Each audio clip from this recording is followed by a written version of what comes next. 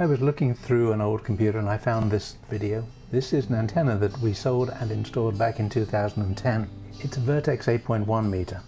Now normally we don't do installations, but in this particular case, the customer in Miami asked that we do the installation, so we recommended a guy. I'm not sure that I'd use him again, but anyway, we got it up. Eventually the customer was happy, but normally today, although we sell the equipment, we don't do the installation.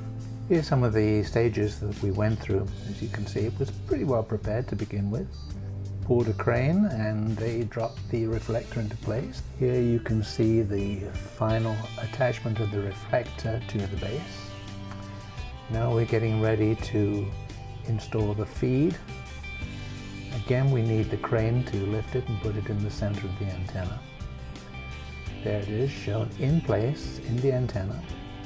And looking down, you can see those bases that we had to build. And here in the Miami sun is the final job.